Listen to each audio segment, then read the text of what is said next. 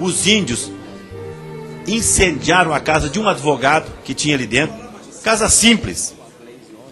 Depredaram casas de outros moradores, roubaram televisão, geladeira, colchões. Uma senhora lá, uma criancinha de colo, ficou presa naquele balneário. Os índios tinham invadido, estava ela lá refém. A sede de administração do balneário, computador, o fichário dos sócios do balneário, um dinheirinho, 3, 4 mil reais, roubaram o computador. O MST, liderado pelo Zé Rainha, eu e o deputado Miqueleto, o deputado Lupion, fomos lá no Pontal do Paranapanema, escoltado pela Polícia Federal. Fui lá, no covil deles. Uma militante do Greenpeace foi na Rússia. O que aconteceu na Rússia? Prenderam ela. Agora soltaram por fiança, mas vai responder processo. Aqui não acontece nada. Fazem baderna, invade, faz o que bem entende. Não acontece nada nesse país porque falta comando.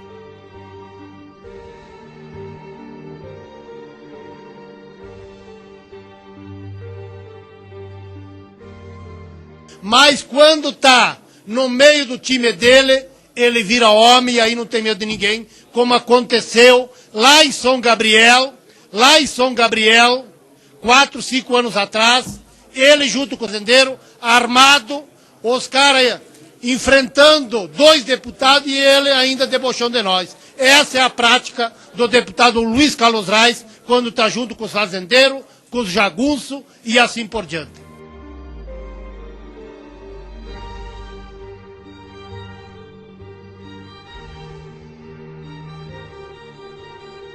Eu acho que o governo hoje financiou a vinda dos índios, chegaram aí no ônibus chique, de 2 andares, pararam na porta do palácio e tentaram invadir.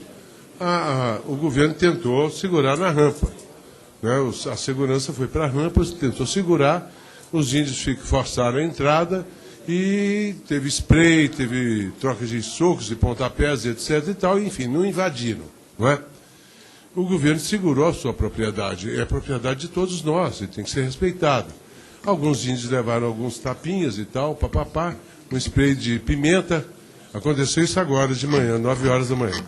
Essa é uma recomendação do governo para que nós, proprietários rurais, também façamos assim. Na minha propriedade, eu já disse, se invadir, leva um tiro no meio da cara. Na minha. Eu já disse isso, se invadir minha propriedade, leva um tiro no meio da cara. Qualquer um que for invadir. A minha propriedade, eu a defendo de acordo com a lei. Na minha propriedade. E acho que todos devem fazer do mesmo jeito. É violência o negócio, é tiro, matar. Violência é invasão. É matar. A invasão é invasão. O senhor está dizendo que tem que matar as pessoas. A invasão é que a invasão essa é a orientação que essa comissão dá. É violência e matar. Você deve defender. Eu gostaria que o senhor retire essa palavra de dar o tiro meu na cabeça. Gostaria que o senhor tirasse. Não tira, não. A Rede Globo já colocou em nível nacional. A Rede Globo já colocou essa minha fala em nível nacional. Não tem por que retirar nada. Na minha propriedade, eu a defendo. Eu a defendo. Se precisar o tiro na cara, vai levar na cara. Vai o senhor na frente para experimentar.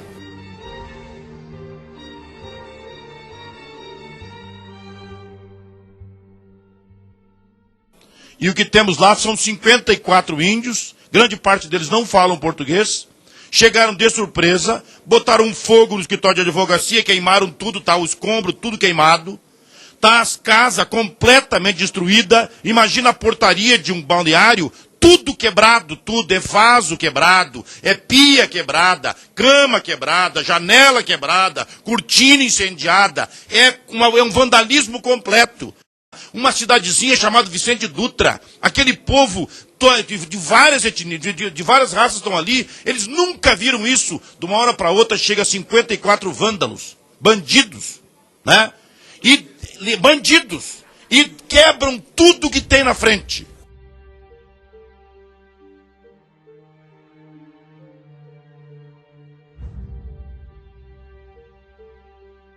Senhor presidente, é mais para externar também aqui o nosso sentimento e a nossa, de certa forma, tristeza por ainda ouvir discursos tão antigos, discursos de 500 anos,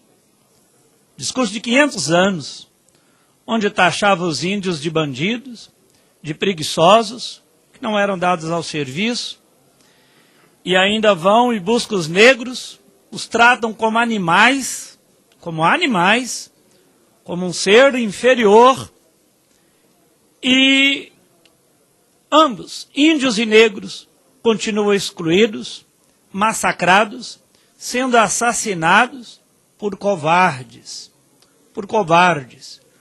por muitos que grilaram terras, pegaram as terras e usam documentos grilados. Vocês sabem muito bem o que significam isso, que é documentos novos, colocados em gavetas, junto com grilos, e as fezes dos grilos, dando um caráter de envelhecimento ao documento. Esse é o termo, que ainda continuam assim. Então é lamentável. E ainda usar e citar a violência, a morte. É dizer que a maneira de resolver é atirando, é matando, inclusive deputados que vão às vezes mediar conflitos, deputados que vão no sentido de fazer valer o direito, a justiça, sendo ameaçados de morte por outros deputados. Eu não consigo enxergar esta mesma bravura contra os índios e negros para enfrentar as mineradoras. É engraçado, né?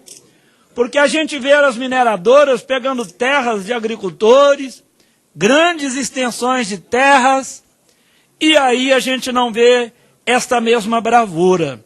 Não sei porquê. Então esse é o estado que de fato nós temos. Enquanto alguns estão aí a serviço da vida, da justiça, fazendo valer que todos têm o direito à terra, dizer que os trabalhadores que lutam pela terra são bandidos, covil de ladrões. Isso é um absurdo, é um desrespeito ao trabalhador.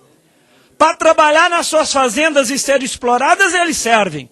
Agora, quando lutam para ter uma terra, e assim colher o alimento, produzir alimento nas suas próprias terras, e deixar de ser refém das fazendas que exploram, são bandidos. São bandidos. Então, essa que é a nossa indignação. E aí, quando os índios vêm, eles não têm condições, não têm mobilização. E agora? Quando os agricultores tão pobres, que às vezes usados aqui, quem trouxe esses agricultores?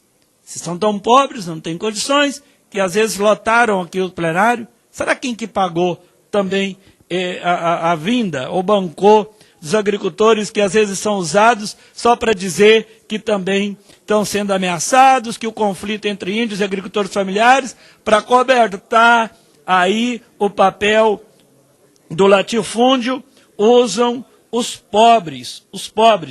Então, senhor presidente, acho que é um debate que está em curso, concordo que tem que ser resolvido, mas é lamentável que os negros e índios continuam sendo excluídos, continuam sendo taxados de preguiçosos que não são dados aí ao serviço. É só para externar aqui também a minha indignação.